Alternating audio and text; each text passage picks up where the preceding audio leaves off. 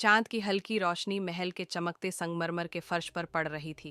हर ओर गहरी शांति थी, जैसे पूरी दुनिया सो चुकी हो।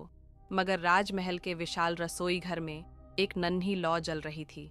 सिंड्रेला अपनी पसंदीदा चीज बना रही थी, एक खस्ता सुनहरा टोस्ट। दरवाजे पर एक धीमी मगर असरदार दस्तक हुई। उसने चौंक कर दरवाजे की ओर देखा। वहां एक बूढ़ी औरत खड़ी थी, कमजोर, मगर उसकी आंखों में एक अजीब सी चमक थी, जैसे वह कोई बड़ा राज छुपा रही हो। बेटी, तुम्हारी अच्छाई तुम्हें एक उपहार देगी, बूढ़ी औरत ने धीमे स्वर में कहा और अपने फटे पुराने कपड़ों से एक चमचमाता सोने का जूता निकाला। ये कोई आम जूता नहीं था, ये तकदीर बदलने वाला जूता था। सिंड्रेला ने जैसे ही वह जूता अपने पैरों में डाला, एक सुनहरी रोशनी उसके चारों ओर फैल गई। अचानक वह एक अनोखी जगह पर खड़ी थी, एक बाग, जहां हर चीज सोने से बनी थी।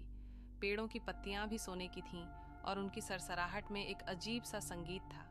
सिंड्रेला ने चारों तरफ देखा, उसकी आंखें इस चमत्कारी जगह की खूबसूरती से चमक उठीं।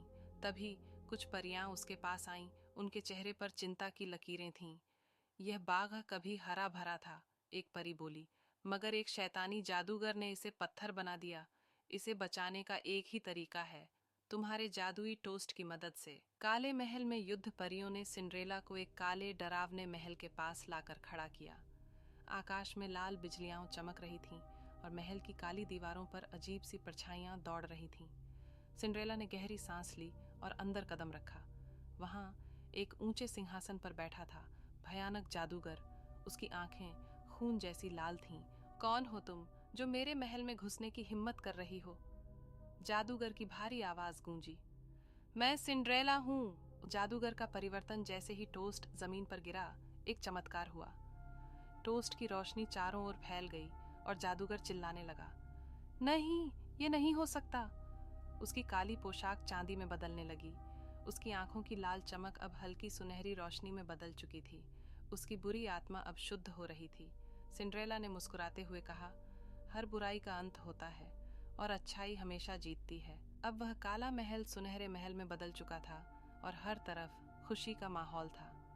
सिंड्रेला ने अपना टोस्ट सबको खिलाया और जो भी उसे खाता, उसकी जिंदगी में खुशियां भर जातीं। अब न कोई जादूगर बुरा था, न कोई श्राप बचा था।